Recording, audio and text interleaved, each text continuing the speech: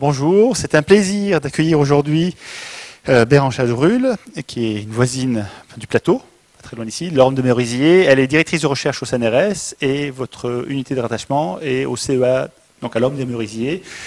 Donc, ancienne élève de l'école normale supérieure des jeunes filles à Paris. Vous avez fait une thèse à Toulouse, puis un postdoc au Japon, Tsukuba, revenu à Toulouse, recruté au CNRS. Puis, par les hasards de la vie, vous vous retrouvez au CEA et aujourd'hui directrice de recherche. Récemment, vous avez obtenu la médaille d'argent du CNRS. Peut-être que ce qui caractérise le plus vos travaux, c'est le mot turbulence. Alors, turbulence en planétologie, je crois, pendant la thèse, turbulence en climatologie, en météorologie, en astrophysique. Bon, turbulence, donc. Aujourd'hui, vous allez faire les turbulences. Vous allez nous parler un peu de turbulence classique. Et contrairement à ce qu'on pourrait imaginer, votre exposé ne sera pas purement théorique, mais en fait fortement basé sur des expériences de laboratoire. Donc, on a une image là, vous l'expliquerez certainement pendant votre exposé. Donc, turbulence appliquée à l'étude de la météo et du climat. Voilà. Donc, je vous passe la parole, Madame. Merci. C'est un plaisir de donner un exposé ici, en ce haut lieu justement de la météorologie et du climat. Mon exposé porte sur la météo et le climat, mais encore une fois, pour dissiper tous les malentendus, je suis physicienne, ni climatologue, ni météorologue. Donc je vais vous donner un point de vue de physicienne sur la question, mais souvent c'est intéressant d'avoir des points de vue extérieurs. Je vais commencer d'abord par un petit résumé de ce que j'entends par météo versus climat.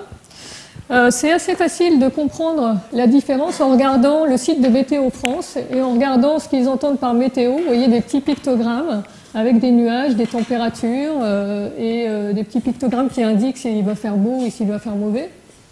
Et là, vous voyez des chiffres et des pictogrammes, donc c'est quelque chose de déterministe.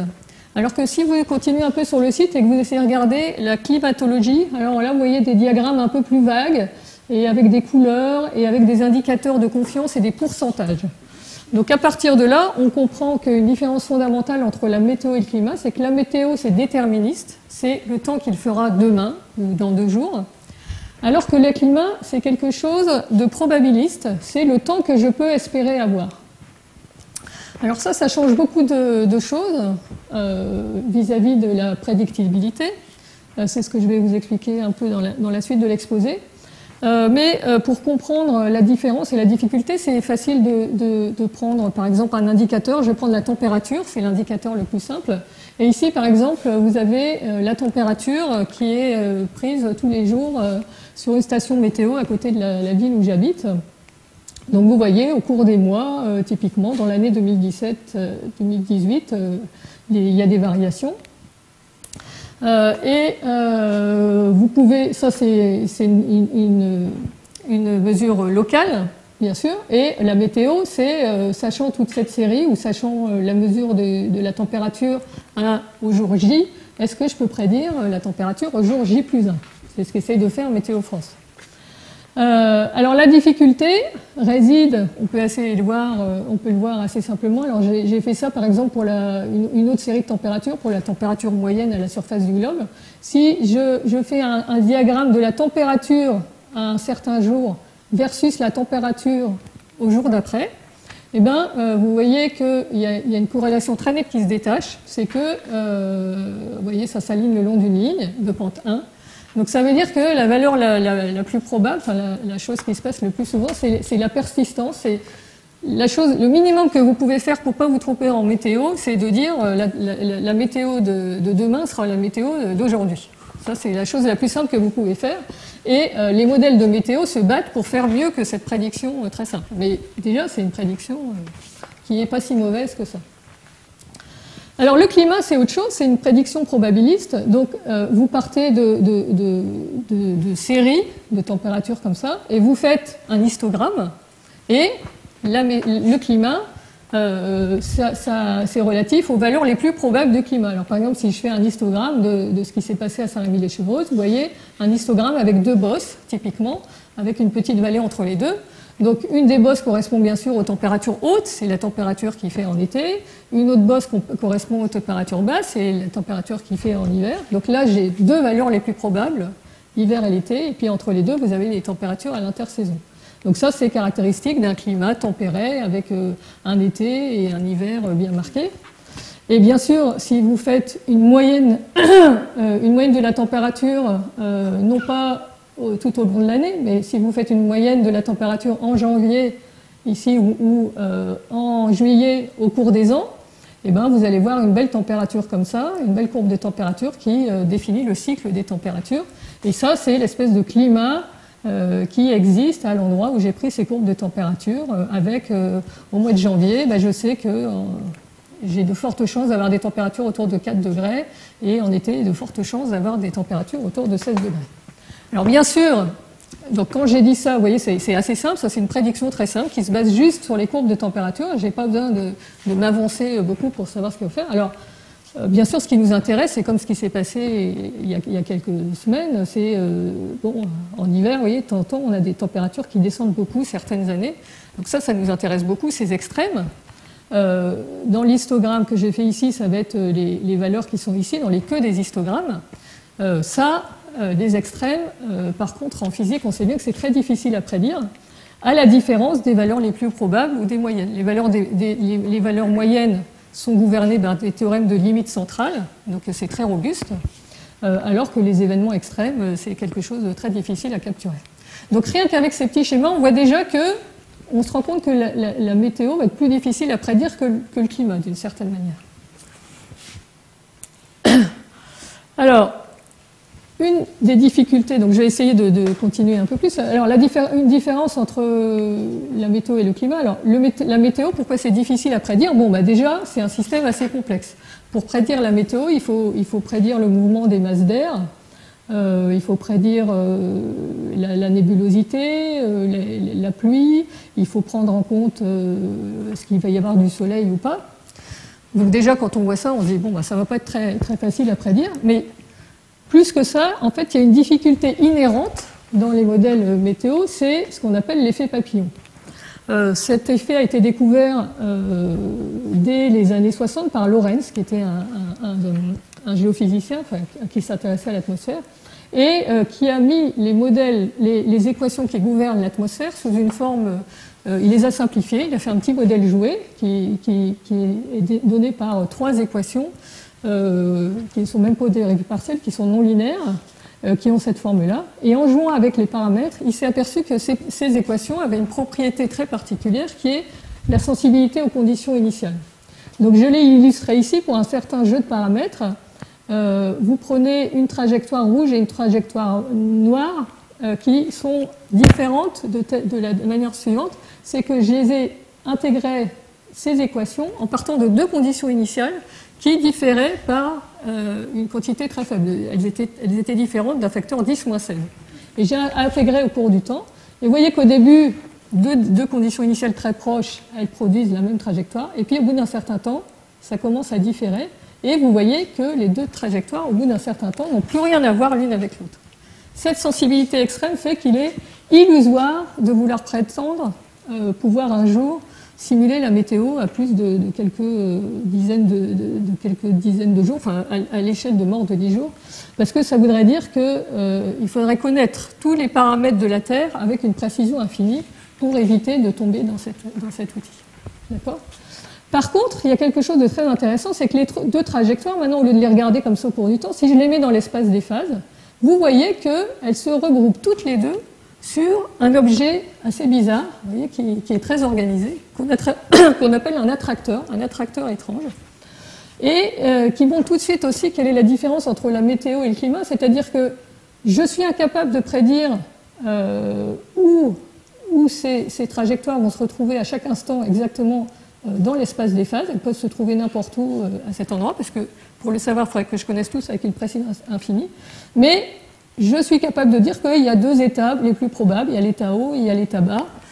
Et donc cette existence d'un attracteur fait que c'est plus facile de prédire le climat que la météo. Rien qu'à cause de ça, on voit déjà qu'il y a une différence fondamentale entre la météo et le climat. C'est comme le climat, c'est probabiliste, c'est plus facile à prédire de façon générale. Alors, donc le climat, je vous ai dit, a priori, on pense que ça va être plus facile à prédire. Alors, quand même, je vais mettre un caveat. Le climat, je vous ai dit que la météo c'était difficile, mais le climat c'est quelque chose d'encore plus complexe, parce que comme on veut prédire ce qui va se passer sur toute la Terre pendant très longtemps, non seulement il faut prendre en compte l'atmosphère, la nébulosité, l'insolation comme avant, mais en plus il faut prendre en compte d'autres effets, l'océan, les éruptions volcaniques, la manière dont les cultures sont organisées, etc. Donc vous voyez que c'est quelque chose d'encore plus complexe que la météo a priori.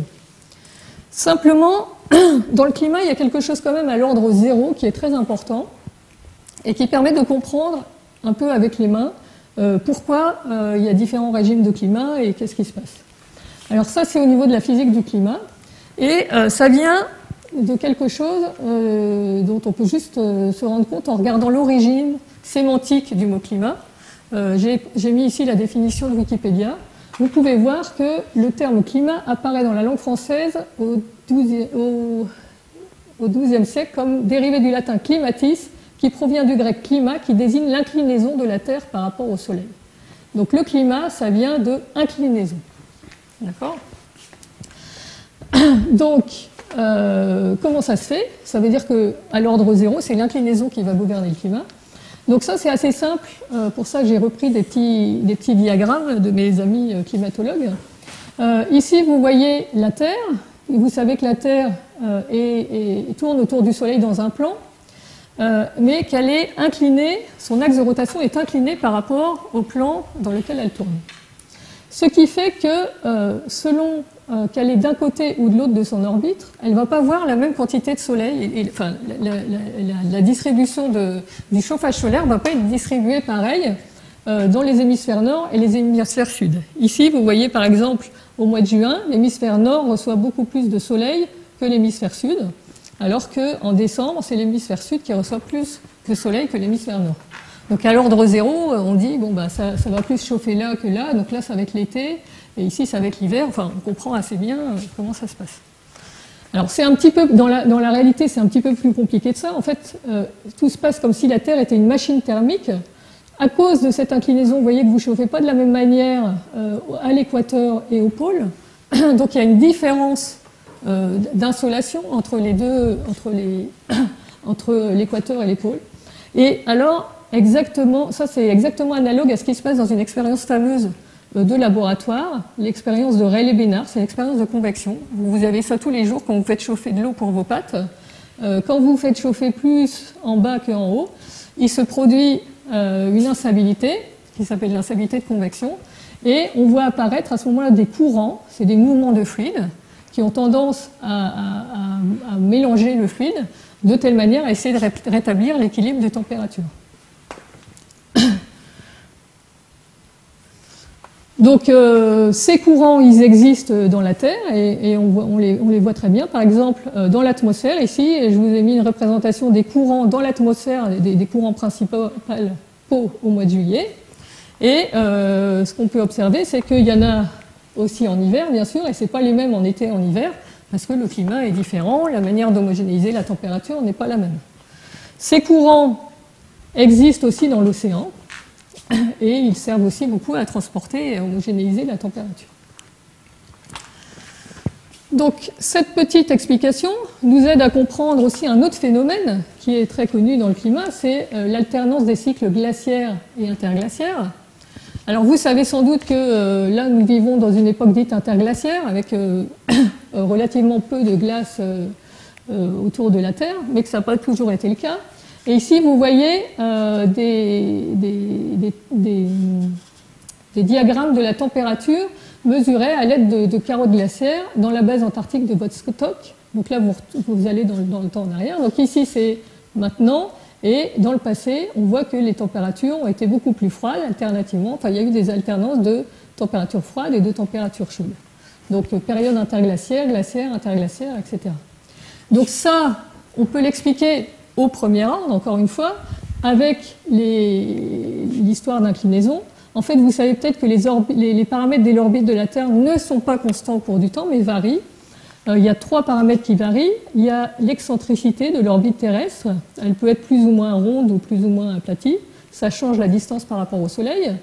Il y a l'obliquité, l'inclinaison par rapport au plan de l'équateur qui varie aussi au cours du temps sur un cycle de 40 000 ans. Et aussi, il y a le phénomène de précession des équinoxes qui varie sur un cycle de 23 000 ans. Donc tout ceci pris en même temps fait que si vous regardez l'insolation, la chaleur apportée par le soleil dans l'hémisphère nord et dans l'hémisphère sud, ça subit des cycles. Et au premier ordre, ça peut expliquer pourquoi il y a des changements. Alors, on n'arrive pas encore à faire exactement, c'est difficile de faire coïncider exactement la variation là avec ces variations-là, mais ça permet de comprendre globalement au premier ordre ce qui se passe. Alors, tout ceci serait très simple s'il n'y avait que ce phénomène, mais on se doute bien que ce n'est pas le seul phénomène en jeu. En particulier, une manière de le voir, c'est par exemple là, si on considère ce qui s'est passé dans la dernière saison glaciaire, là un peu proche. Ici, j'ai fait un petit zoom, et j'ai fait un petit zoom donc de cette période, et je vous ai mis ici une reconstruction des températures au niveau du Groenland durant cette période, qui a été fait avec des sédiments. Ici, ce que vous voyez, donc ici, c'est les températures qui correspondent à maintenant. Ici, c'est les températures qui correspondent à la période glaciaire. Et vous voyez qu'au cours du temps, la température n'est pas toujours restée glaciaire, comme on aurait pu s'y attendre, mais que vous voyez, il y a des variations très intenses de température, plusieurs dizaines de degrés, sur des périodes très courtes, durant cette période. Donc ça, alors que ni l'inclinaison, ni l'orbite, ni les choses comme ça ont varié. Donc, bien sûr, ça montre que l'inclinaison n'est pas le seul paramètre qui permet d'expliquer le climat. Une autre chose que vous pouvez voir, c'est maintenant, si je fais un petit zoom de cette période, vous voyez que ça, c'est la température moyenne, vous voyez qu'elle est en train de monter, là. Donc ça, c'est le phénomène bien connu du réchauffement climatique, sur lequel nous sommes tous très sensibilisés maintenant. Donc, à l'heure actuelle, on pense que c'est dû à une augmentation du gaz carbonique. Et bien sûr, tous les hommes politiques et toute la société voudraient absolument qu'on sache qu'est-ce qui va se passer après. Donc faire de la météo du climat, c'est-à-dire il y a des changements et on aimerait bien savoir ce qui va se passer dans les années 2020 pour voir s'il faut adapter nos constructions, notre manière de vivre, etc. Donc vous avez sans doute vu dans la littérature des courbes comme ça qui sont les courbes produites dans les rapports du GIEC, où les climatologues essayent de prédire comment le climat va évoluer à cause de l'augmentation du gaz carbonique. Alors, cette prédiction du climat, là, on est en train de sortir complètement de ce que je vous ai dit jusqu'à présent, c'est-à-dire on veut faire de la prévision du climat, de la météo du climat, et donc on sort du cadre où je m'étais mis jusqu'à présent, où je disais, le climat c'est très simple, il suffit de regarder une courbe de température et de regarder quels sont les paramètres les plus probables, ça définit le climat. Ça, c'est vrai en régime permanent, mais là, on est en train de faire un gros changement, on change un des paramètres du système, et donc on voudrait essayer de faire de la prédiction. Donc en quelque sorte, on se ramène au même problème que la météo, et je vais vous expliquer pourquoi.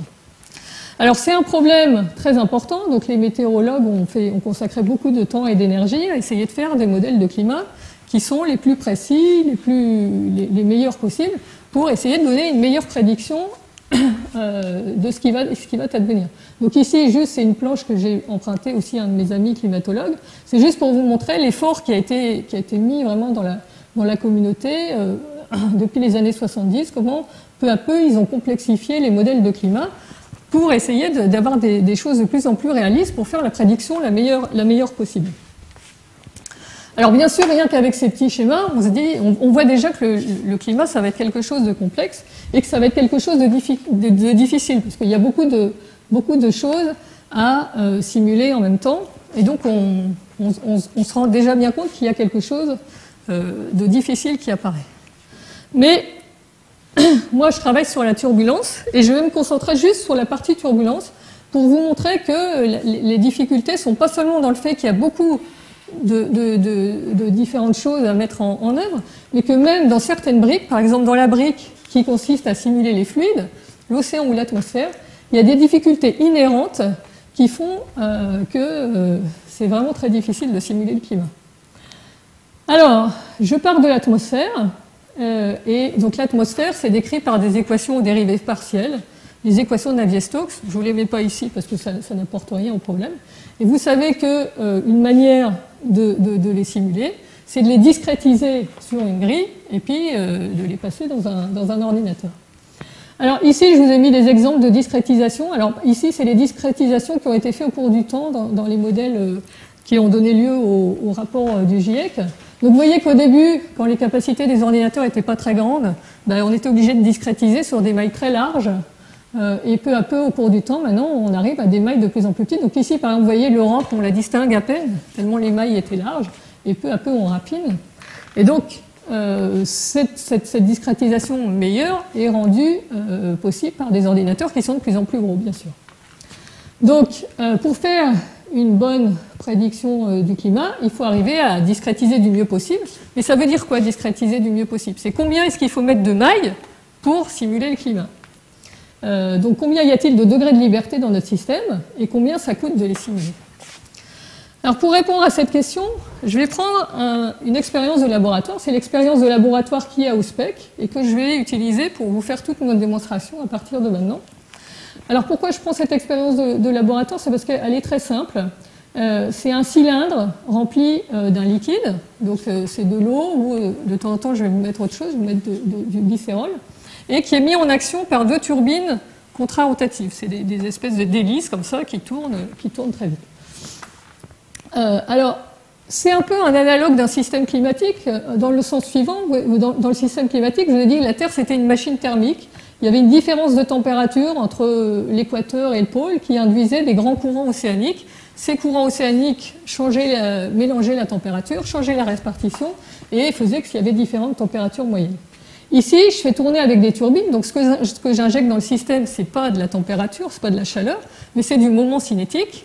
Mais dans cette expérience, c'est pareil, j'injecte du moment cinétique ici de façon différente en haut et en bas. Il se produit une circulation à grande échelle qui tend à réhomogénéiser le moment cinétique et à le répartir de façon la plus uniforme dans le système. Bon, donc c'est une espèce de terre du pauvre, si vous voulez. Alors dans cette expérience, l'avantage c'est comme elle est très simple, j'ai mis un conteneur transparent. On peut faire des mesures locales de vitesse. Et alors ici, je vous montre une mesure de vitesse qu'on a réalisée récemment dans le laboratoire à l'aide d'un dispositif de PIV, particules image vélocimétrie. Donc ici, vous voyez la vitesse, les trois composants de la vitesse. Donc c'est une image qu'on a prise pendant un temps relativement court. Et vous voyez, il y a des tourbillons. J'ai pris une image là. Donc il y a des tourbillons qui se déplacent. Donc c'est des tourbillons qui emmènent le moment cinétique et qui l'homogénéisent. Donc cette carte, ça ressemble vraiment à l'atmosphère. Vous voyez, ça ressemble aux cartes de Météo France quand on regarde un cyclone qui avance. Bon, c'est notre petit cyclone qui avance. Alors, à l'aide de ces mesures, maintenant, ce que je peux faire, c'est un spectre. Pour regarder, je vous ai montré qu'il y avait des mouvements à grande échelle, mais en fait, si je regarde, il y a des mouvements à beaucoup d'échelles. Donc ici, ce que j'ai fait, j'ai pris ces mesures de vitesse, j'ai fait une transformée de Fourier et j'ai regardé la répartition par nombre d'ondes. Combien est-ce qu'il y a d'énergie dans chaque nombre d'ondes. Alors j'obtiens bien sûr une loi autosimilaire pour ceux qui connaissent un peu la turbulence. Cette loi autosimilaire, la répartition d'énergie est en loi de puissance, K-5 et ça c'est la fameuse loi de Kolmogorov. Alors au-delà de la beauté de cette loi, qu'est-ce que ça veut dire? Elle veut dire que dans un écoulement turbulent comme ça, il y a des mouvements à toutes les échelles. À partir de l'échelle où j'ai mis en mouvement le fluide, donc c'est les échelles de la turbine, jusqu'à des échelles très petites ici. Vous voyez qu'ici, ça correspond à une échelle qui est appelée l'échelle de Kolmogorov, qui est proportionnelle à la puissance 3/4 de la viscosité et qui est inversement proportionnelle à la puissance 1/4 de la quantité d'énergie que j'injecte dans le système. Donc plus la viscosité est petite, plus état est petit, et plus j'injecte de l'énergie dans le système, plus état est petit aussi. Ça va être très important par la suite. Donc au-delà de la beauté de ce spectre, qu'est-ce que ça veut dire? Ça veut dire que pour bien modéliser mon système que j'ai vu, il faut que j'arrive à reproduire toutes les échelles qui existent dans le système. Et toutes les échelles, donc ça veut dire qu'il faut que je réalise toutes les échelles depuis l'échelle la plus grande, ici le rayon de ma cube, jusqu'à cette échelle état qui est ici. Donc le nombre de degrés de liberté que je dois modéliser, c'est L sur état au cube, parce que c'est dans les trois directions. D'accord? Bon, ça c'est un raisonnement très simple. Comment ça s'applique à l'atmosphère? Alors, à l'atmosphère, ici j'ai fait un petit calcul en prenant la taille de l'atmosphère, la viscosité de l'air. on voit que l'échelle de dissipation, c'est 10 mm. Et donc, ça veut dire qu'en horizontal, j'ai 10 puissance 16 degrés de liberté, en vertical, 10 puissance 7, et en tout, j'ai 10 puissance 23 degrés de liberté. Sachant que le temps typique, le pas de temps que je vais devoir faire pour faire ma simulation, c'est le temps où il faut que je prenne en compte les mouvements des petites échelles, et c'est de l'ordre de 1 seconde. Bon, 10 puissance 23, c'est beaucoup. Si je regarde dans mon expérience, c'est aussi beaucoup, vous allez voir. Même avec mon expérience qui fait 10 cm, l'échelle de viscosité, ça fait 0,01 mm, et le temps typique de mouvement des petites échelles, c'est 1 millième de seconde. Donc ça, c'est un temps très, très fort. Alors, est-ce que ça, je pourrais le simuler sur un ordinateur? Alors, je vous ai fait un petit calcul en prenant un des très grands ordinateurs qui existent à l'heure actuelle, le Blue Gene, c'est un des meilleurs ordinateurs. Donc l'idée, c'est que pour faire bouger 10 puissance 9 nœuds, enfin 6 puissance 9 degrés de liberté, il faut 1 semaine de CPU. Et pour stocker 10 puissance 8 degrés de liberté, eh ben, ça coûte 2 TB, donc un petit disque comme ça. C'est juste des ordres de grandeur pour vous donner une idée. Alors, je l'applique à ces systèmes. Et alors, tout de suite, on voit le problème, c'est-à-dire que pour simuler l'atmosphère, il faudrait donc 1 seconde de l'atmosphère. Il faudrait 10 puissance 11 ans de CPU, 10 puissance 15 disques, alors que même pour simuler mon expérience, ça serait 10 années de CPU et 10 000 disques. Vous voyez que c'est tout de suite des nombres effarants, tout de suite pour ne simuler que 1 milliseconde ou 1 seconde du système. Alors vous me direz, mais on pourrait tricher, est-ce qu'il n'y a pas un moyen d'avoir moins de degrés de liberté? Eh bien si, on pourrait tricher. Moi je vous ai fait un dimensionnement avec de l'eau, mais j'aurais pu choisir un autre liquide, un peu différent. Au lieu de prendre de l'eau, j'aurais pu prendre du glycérol. Alors le glycérol, c'est un liquide un peu plus visqueux, ce qui fait que comme le liquide est plus visqueux, la plus petite échelle, au lieu de valoir 100 microns, elle vaut 10 mm. C'est déjà beaucoup plus grand. Et du coup, les mouvements des petites échelles, au lieu de prendre 1 millième de seconde, ça fait plus que 1 dixième de seconde. Et vous voyez que grâce à tout ça, le nombre de degrés de liberté aussi a chuté énormément. Maintenant, j'ai plus que 1000 degrés de liberté. Et donc, vous voyez qu'en passant du glycérol à l'eau, ça y est, j'ai plus besoin que d'1 minute de temps de CPU et moins d'un disque. D'accord? Donc, si au lieu de mettre de l'eau, je mettais du glycérol, ça, je pourrais le simuler. Bon, est-ce qu'on peut faire pareil dans le climat? Bien sûr, c'est ce qu'ils font dans le climat, sinon ils ne pourraient pas simuler. Alors, qu'est-ce qu'ils font dans le climat? Ici, j'ai pris des exemples de résolution que j'ai trouvés. Donc, ils prennent des pas de grille de 100 km. Je vous ai dit, en 2007, c'était les meilleurs modèles. Bon, maintenant, ça a peut-être un peu diminué, mais c'est toujours l'ordre de grandeur. Et ils font des pas de temps de 1000 secondes. D'accord? Donc, grâce à ça, le nombre de degrés de liberté est beaucoup plus petit. Ils en ont plus que 2000 au lieu d'avoir 10 puissance 23. Et vous voyez qu'on a beaucoup augmenté le pas de temps. Au lieu d'avoir 1 seconde, on a 1000 secondes. Alors, le prix à payer, c'est que ce n'est pas le même fluide qu'on simule. Au lieu de simuler de l'air, c'est comme si on avait augmenté la viscosité d'un facteur 10 puissance 6. Et donc, c'est un peu comme si on simulait du beurre de cacahuète. D'accord? C'est un peu l'ordre de grandeur. Dans l'océan, l'ordre de grandeur, c'est un peu du miel. Au lieu d'avoir de l'eau, on a du miel. Bon. Donc ça pose la question, est-ce qu'on peut simuler le climat en prenant un autre fluide, en prenant un fluide beaucoup plus visqueux? Bon. Alors ça, c'est pas une question très facile à répondre avec les modèles de climat, donc ce que je vais vous montrer maintenant, c'est qu'on peut répondre à ces questions avec le petit modèle, puisqu'il suffit de... Là, je vous ai pris de l'eau et du glycérol. On va faire ce que les gens font en climat avec le laboratoire, en changeant l'eau en glycérol et en regardant ce qui reste. Donc c'est ce que je vais faire dans la suite de l'exposé. Alors, donc, je reprends mon petit modèle et je voudrais faire un peu... donc, je vais jouer avec, et puis je voudrais vous convaincre quand même que ce n'est pas un si mauvais modèle de la Terre. Bon, bien sûr, c'est pas rond, c'est cylindrique, mais l'analogie est quand même assez détaillée. Donc, je vous ai dit, au lieu de forcer en chauffant, je force avec des turbines, je force mécaniquement, mais dans les deux cas, il y a une circulation qui s'établit pour homogénéiser la quantité qui est conservée, c'est-à-dire ici... Pour la Terre, c'est la température. Dans mon cas, c'est le moment cinétique. Et dans le cas de la Terre, vous avez vu que ce qui était très important pour faire le climat, c'était l'insolation. Donc, c'était les variations de chauffage entre le pôle et l'équateur. Ici, je peux faire pareil. Je peux varier la manière dont j'injecte le moment cinétique et je peux faire tourner de façon différente la turbine du haut et la turbine du bas. Et je vais jouer avec cette chose. Ça va jouer le rôle du changement d'insolation. Alors, qu'est-ce que ça fait? Donc, ici... Je vous fais le changement de circulation. Donc je passe d'une situation où il n'y a que la turbine du bas qui tourne, et je vais progressivement mettre la turbine du haut en mouvement, et je vais finir par une situation où il n'y a que la turbine du haut qui tourne. Donc qu'est-ce que ça fait? Je change. Donc vous voyez, au cours du temps, ça c'est les circulations moyennes. Vous voyez que les circulations moyennes ont changé, elles se déplacent, et finalement j'aboutis à une autre circulation moyenne. Donc en forçant le changement de forçage mécanique, j'induis différentes circulations qui sont mes équivalents. Alors donc je passe d'une situation, vous allez voir pourquoi j'appelle ça d'hiver, ou une situation glaciaire si vous voulez, par une intersaison, et après j'arrive à une situation d'été. J'arrive à faire un changement hiver-été ou glaciaire-interglaciaire. Alors là je vous ai montré des circulations moyennes, mais bien sûr quand j'ai mis de l'eau, l'écoulement est très turbulent. Et ici je vous montre des instantanés de la circulation selon les différents forçages. Donc vous voyez que quand je force qu'un seul disque, bon, la circulation ressemble beaucoup à la circulation moyenne, mais quand j'arrive dans les régimes dits intersaison, vous voyez, on n'arrive plus à avoir la circulation moyenne, c'est très turbulent, c'est un régime très turbulent, et après on revient vers un régime moins turbulent. Donc ça c'est ce qui se passe dans mon modèle avec de l'eau.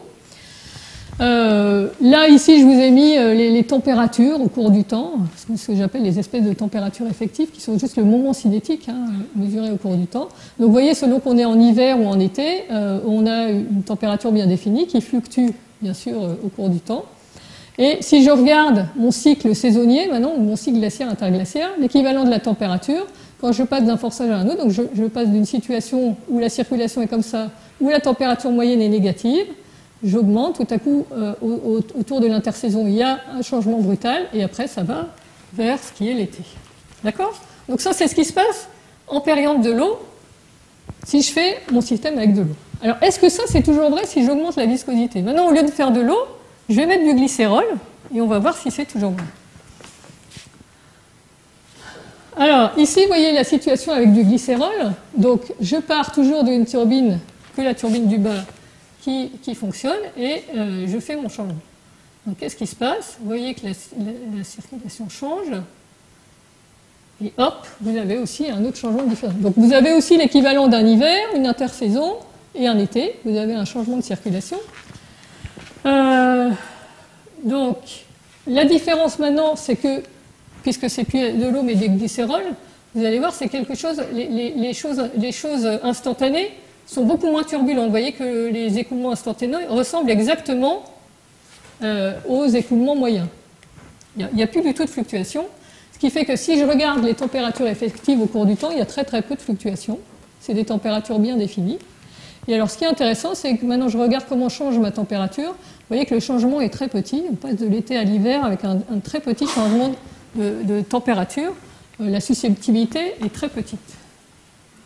Donc maintenant, je fais une comparaison entre l'eau et le glycérol. Donc, j'ai pris en compte tous les degrés de liberté, j'ai pas pris en compte tous les degrés de liberté.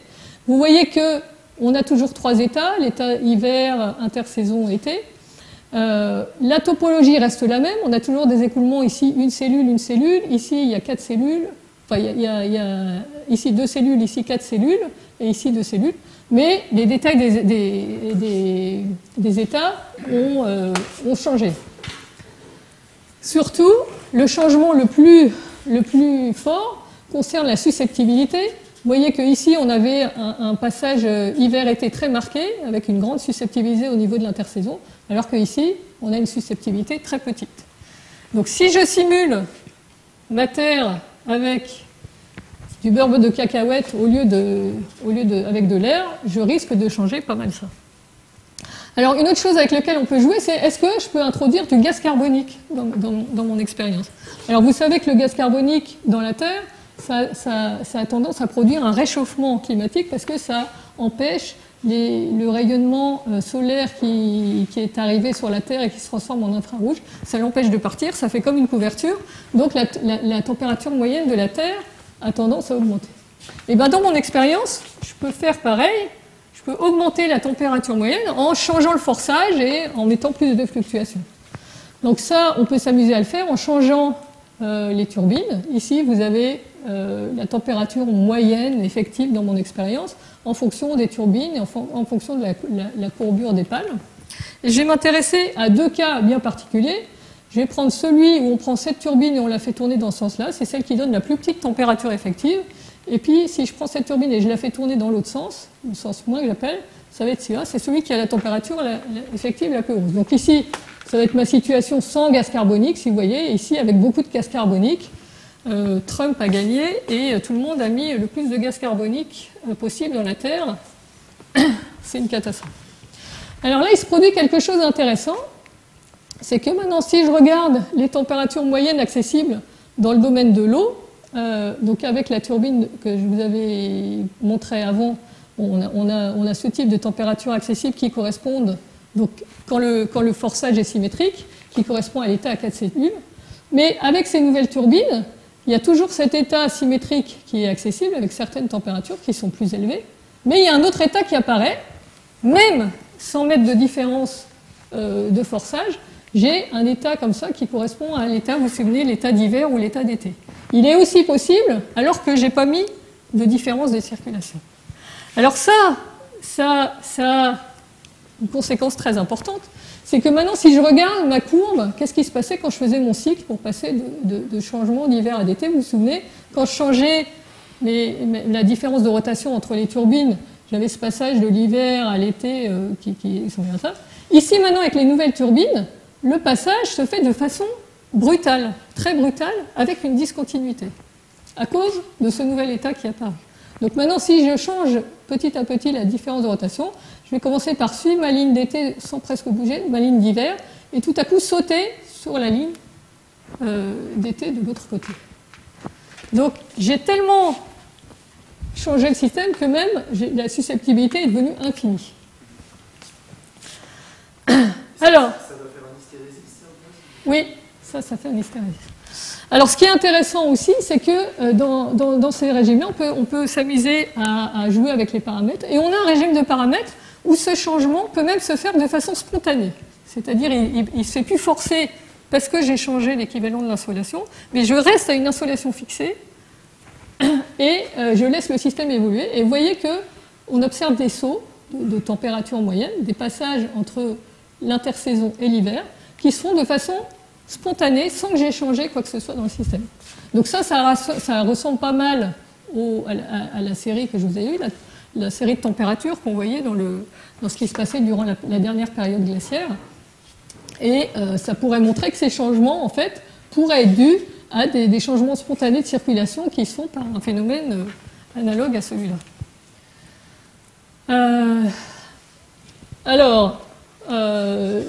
Donc, je suis revenue pas de là.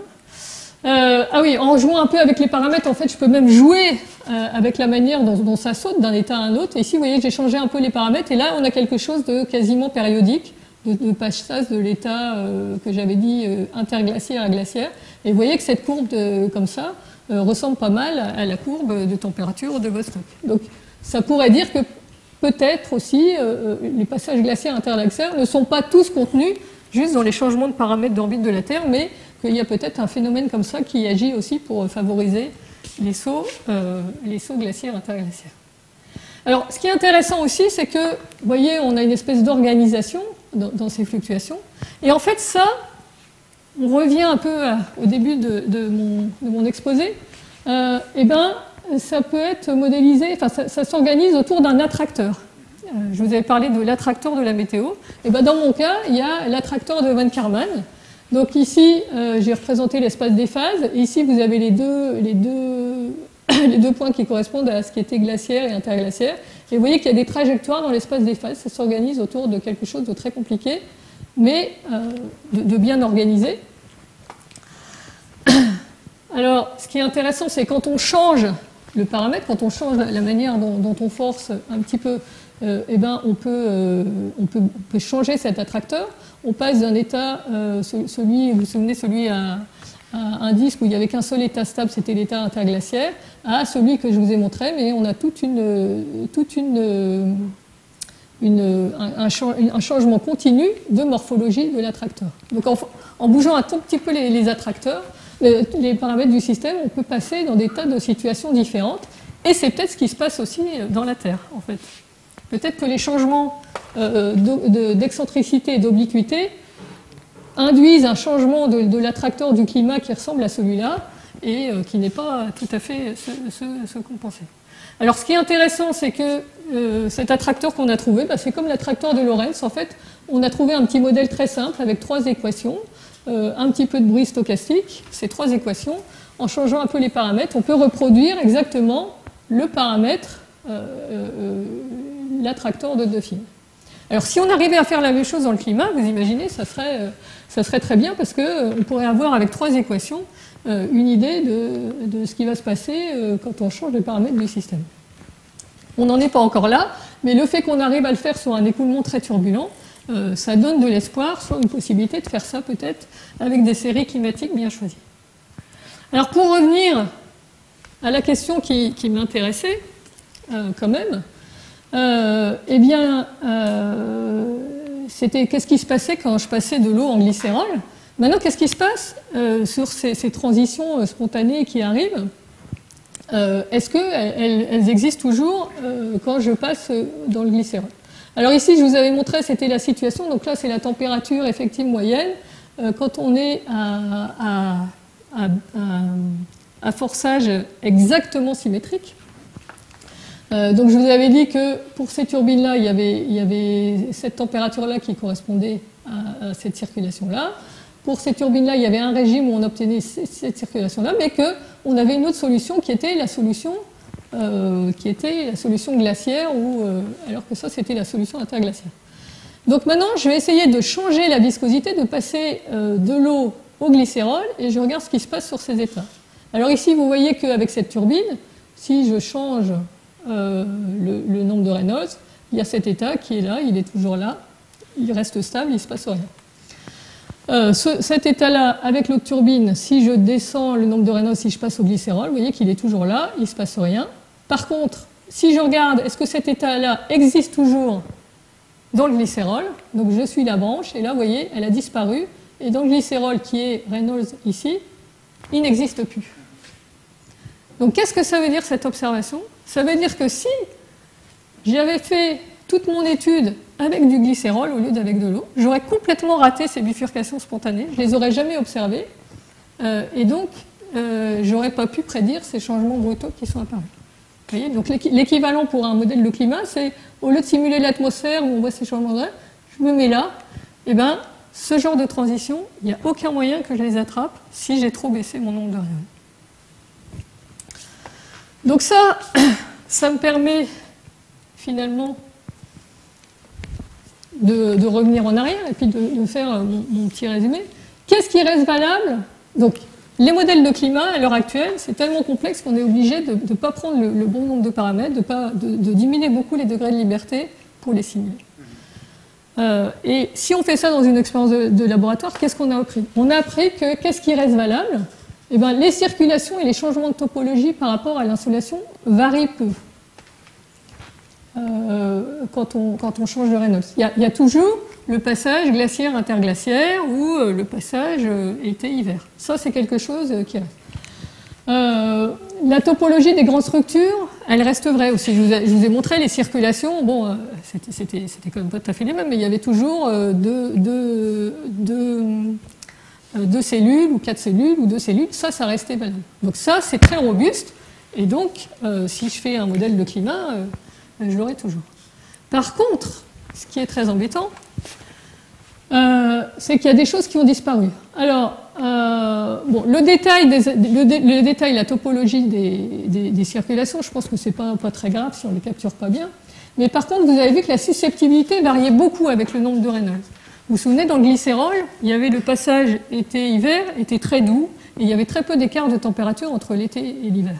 Dans l'eau, il y avait un écart beaucoup plus grand et une susceptibilité beaucoup plus grande.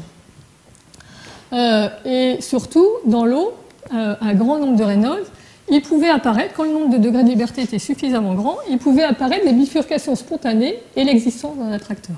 Et ça disparaît quand on diminue le nombre de Reynolds.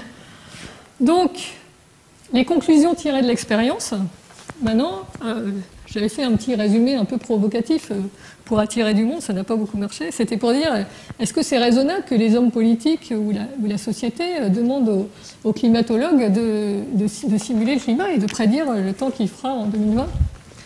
Ce qu'on peut dire, c'est que la prédiction du climat est théoriquement possible en régime permanent, parce qu'il semble exister un attracteur assez robuste. Vous avez vu, les alternants glaciaires-interglaciaires, ça a l'air plus ou moins régulier, ça a l'air quelque chose de bien. Donc ça, si on faisait aucun changement, on pourrait dire qu'on peut prédire de façon assez robuste le climat. Mais par contre, la prédiction du changement climatique dû à une perturbation extérieure est très compliquée. C'est très difficile à cause du nombre gigantesque de degrés de liberté. Et là, je vous rappelle que je vous ai fait que le cas de la turbulence, que le cas des enveloppes fluides.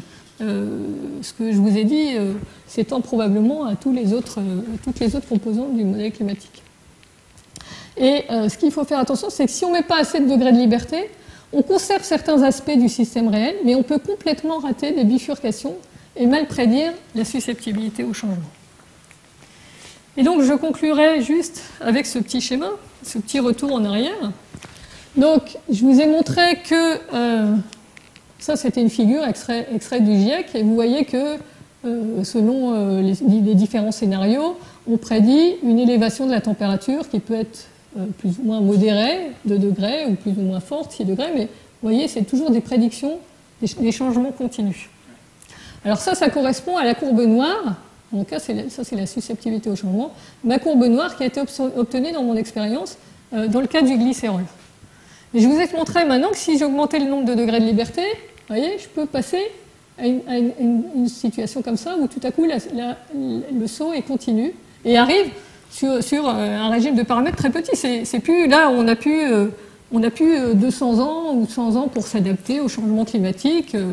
Chaque jour, ça va augmenter de quelques degrés. C'est le jour d'après. Tout le monde s'est moqué de ce film le jour d'après, mais finalement, il y avait peut-être une certaine réalité dans ce film. C'est tout à coup, le jour d'après, on a pris 5 degrés. Et pour ça, l'adaptation sera beaucoup plus dure.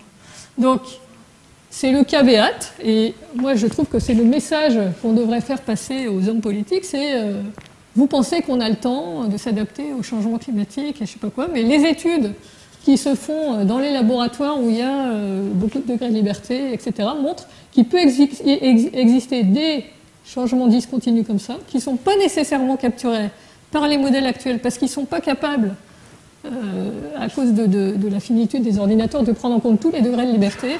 Et donc, le principe de précaution devrait s'imposer encore plus que ce qui est à l'heure actuelle. Voilà, je conclurai juste par un remerciement à toutes les personnes qui ont participé avec moi à ce travail. Donc, les anciens étudiants en thèse, Florent Rabelais, Brice Saint-Michel, Paul Debu, qui est actuellement en thèse avec nous. Il y a Davide Faranda, qui est au laboratoire des sciences du climat et de l'environnement du CEA, François Davio et Arnaud Chiffodel, qui sont physiciens avec moi au SPEC, et nos 2 techniciens, Cécile Virtel-Gasquet et Vincent Padilla. Je vous remercie.